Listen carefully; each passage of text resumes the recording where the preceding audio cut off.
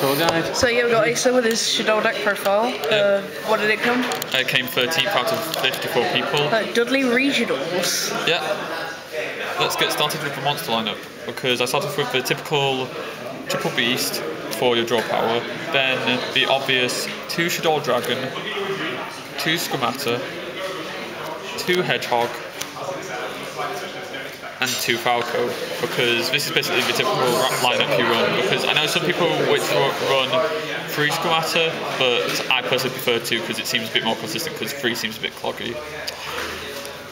Moving that aside, we have the other monsters.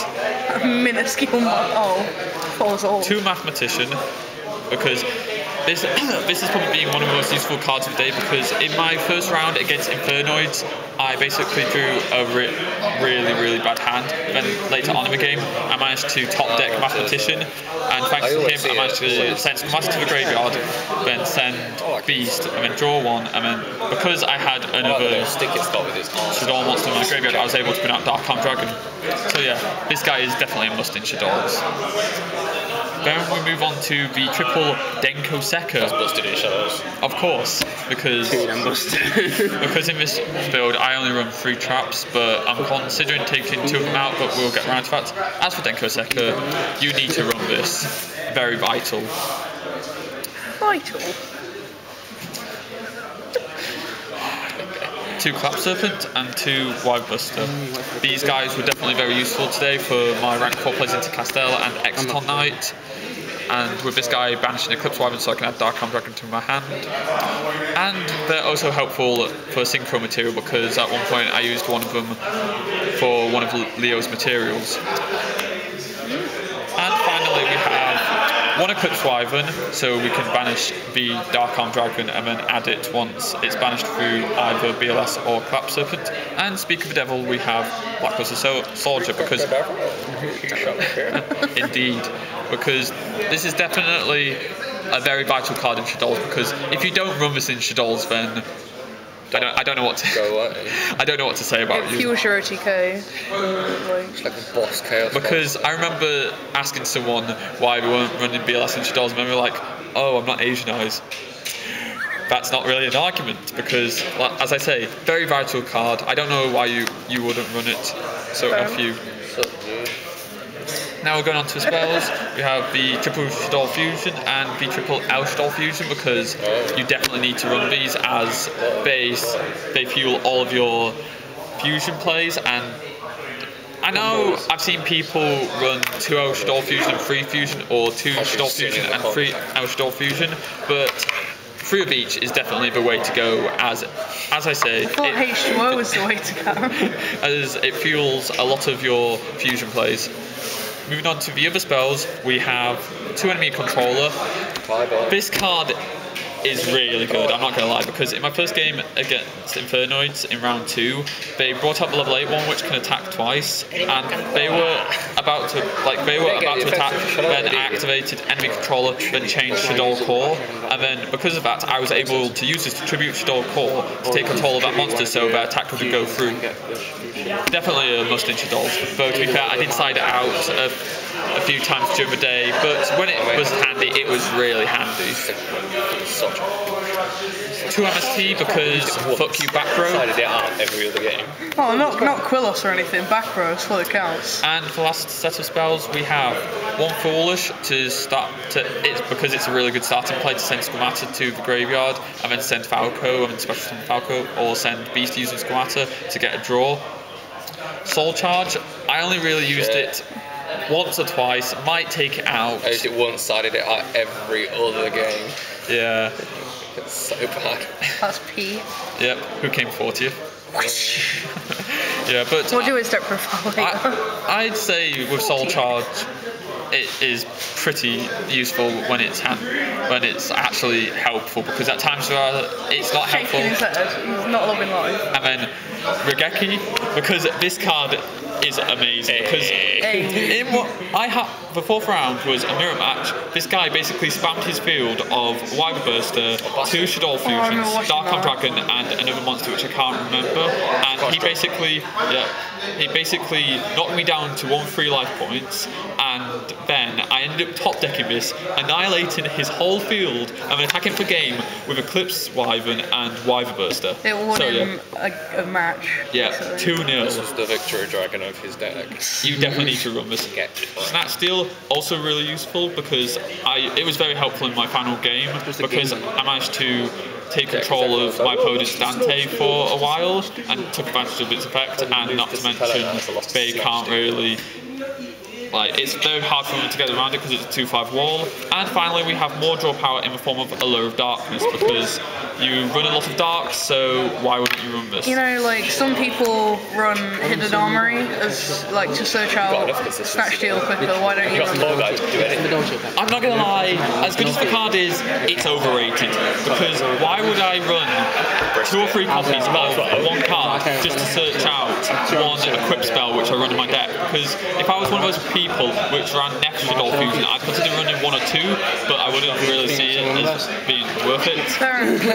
But yeah, if you like playing Hidden Armory in your Shaddolls, then that's you. Bravo. And finally, the traps. 1 Shaddoll Core, 2 Sinister Shadow Games.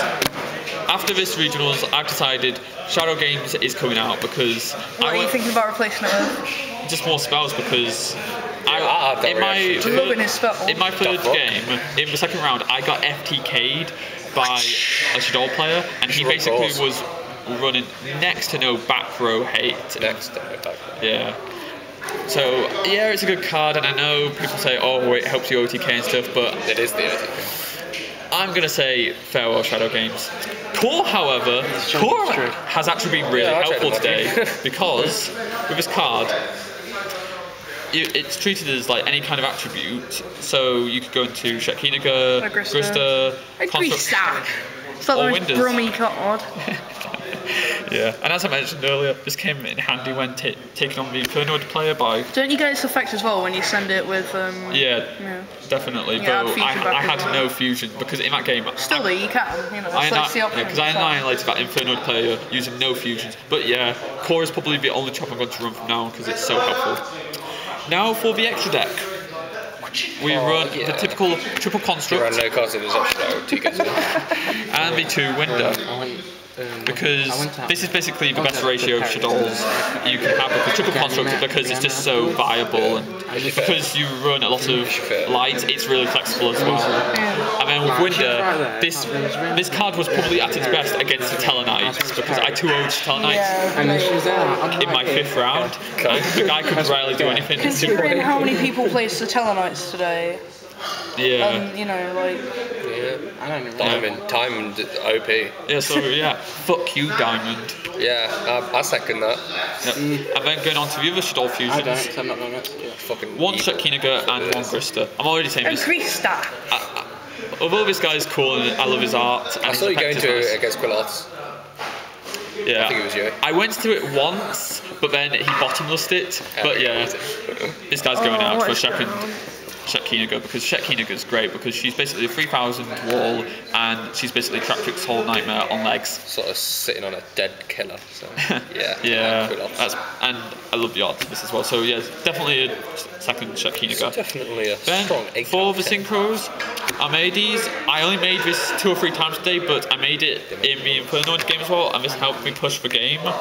Because basically with his effect, when he attacks, your opponent can't activate any effect, so if I were to attack one of the hands, they couldn't activate their effect to destroy something, and then special summon one of the other hands. Yep. Metaphys Horus. I put this in as a tech over YuGiOh because basically with Qliphort you can basically Snatch Steal or use enemy controller to take one of their level 4 monsters, then sync with it with Falco, then go into this and use this effect where if it's synced with Pendulum Monster, then you get to take control of one of your opponent's monsters of their choice. Never went into it. We're waiting for this guy. Yeah, because I'm doing that profile. Anyhow, I'm still keeping this guy in because I think he's pretty cool and he definitely does deserve a chance.